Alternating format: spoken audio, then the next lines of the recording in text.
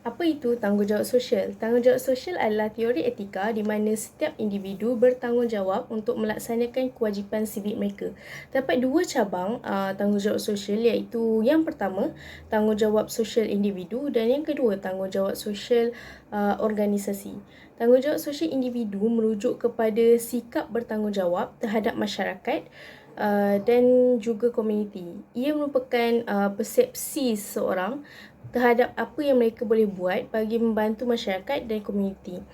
Contohnya, seperti contoh, sebagai individu, mereka boleh melakukan kerja-kerja amal dan juga kesedaran untuk memakai produk hijau agar dapat mengurangkan pencemaran di bumi. Manakala, tanggungjawab sosial organisasi pula merupakan tanggungjawab organisasi terhadap kesan keputusan dan aktiviti mereka terhadap masyarakat dan juga persekitaran. Perkataan organisasi dalam tanggungjawab sosial organisasi ini termasuklah aktiviti institusi awam dan juga syarikat swasta. Organisasi harus memastikan aktiviti mereka memberi manfaat dan tidak akan berjejaskan masyarakat dan persekitaran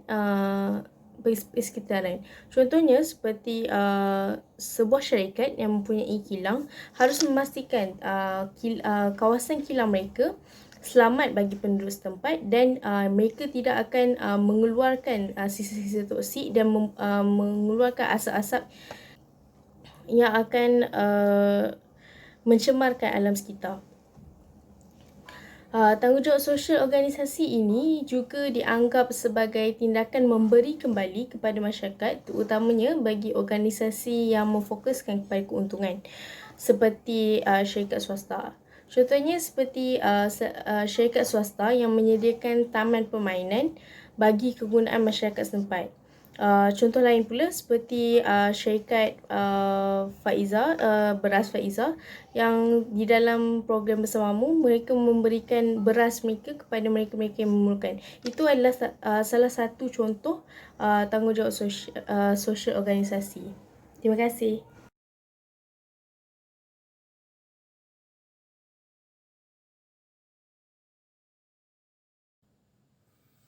Menjelang tahun 2020, dunia dikejutkan dengan wabak pandemik COVID-19. Implikasi dari wabak ini sangat banyak di mana kerajaan terpaksa mengeluarkan dana yang banyak bagi menampung kos menangani dan sebagainya. Namun begitu, usaha dari kerajaan sahaja tidak memadai jika kita sebagai rakyat mengamalkan sikap tidak rendah. Sesebuah negara terbagi pada dua, iaitu masyarakat dan kerajaan. Oleh itu, peranan masyarakat di sini sangat besar dalam memastikan kadar jangkitan siasat di paras kosong. Masyarakat perlu bertanggungjawab terhadap diri sendiri dan juga yang lain dalam menangani wabak ini kerana kini kita merupakan frontliner dalam membasmi COVID-19.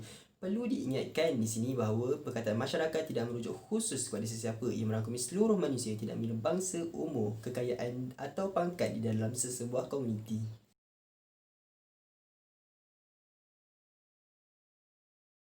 Okey, baiklah. Sekarang saya ingin menceritakan kenapa pentingnya masyarakat memainkan peranan dalam menjalankan tanggungjawab sosial ketika pandemik ini. Okey, baiklah, mari sama-sama kita bincangkan. Antara kepentingan masyarakat memainkan peranan dalam situasi sekarang ini, negara kita akan dapat memutuskan rantaian COVID dari terus merebak. Jadi, kita akan dapat menyelesaikan masalah ini dengan secepat mungkin dan dapat meneruskan rutin harian kita. Selain itu, negara kita juga akan dapat menjimatkan kos perubatan kerana peningkatan kes semakin berkurang. Hal ini dapat menstabilkan balik ekonomi dan kewangan negara setelah banyak berbelanja untuk menyelesaikan masalah ini. Seterusnya, peranan masyarakat sangat penting bagi menjamin tahap kesihatan semua orang yang tinggal di negara kita dan mengurangkan kadar kematian yang disebabkan pandemik ini. Baiklah. Berdasarkan peranan dan kepentingan yang diterangkan, saya mencadangkan agar masyarakat menanam sikap prihatin dalam diri masing-masing dengan bersama-sama mematuhi dan saling mengingatkan untuk mematuhi SOP yang ditetapkan bagi mencegah penularan wabak COVID-19.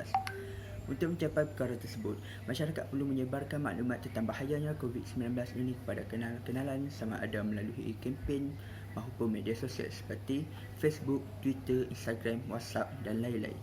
Seterusnya, masyarakat haruslah menubuhkan sebuah jawatan kuasa khas bagi menjaga dan memerhati kepatuhan SOP di kawasan masing-masing. Hal ini demikian kerana wabak ini hanya akan dapat dibendung kalau kita bersama-sama menjaga SOP yang ditetapkan.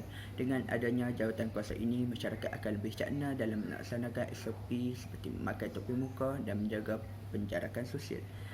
Malah, tempat yang kurang SOP juga boleh dipertingkatkan kadar pematuhannya. Akhir sekali, masyarakat mestilah menyediakan satu tabung dana bagi menolong golongan yang susah, terutamanya penduduk kawasan setempat. Hal ini demikian kerana banyak golongan yang kehilangan pekerjaan dan punca pendapatan akibat daripada wabak COVID-19. #KitaJagaKita.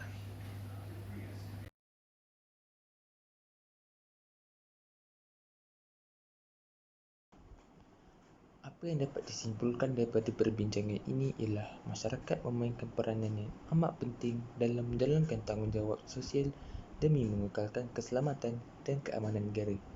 Dalam pandemik COVID-19 ini, masyarakat perlulah bekerjasama dengan pihak kerajaan agar penularan virus COVID-19 ini dapat dibendung. Sikap mementingkan diri sendiri perlulah dibuang daripada setiap individu dalam masyarakat agar dapat bekerjasama menjalankan tanggungjawab tersebut. Sikap endah tak endah juga perlu dielakkan agar usaha yang dilakukan tidak sia-sia. Pandemik bukanlah satu halangan kepada masyarakat, malahan ia merupakan pemanggil untuk kita terus menunaikan tanggungjawab sosial dengan lebih baik. Bab kata pepatah, bersatu teguh, bercerai roboh. Sekian, terima kasih.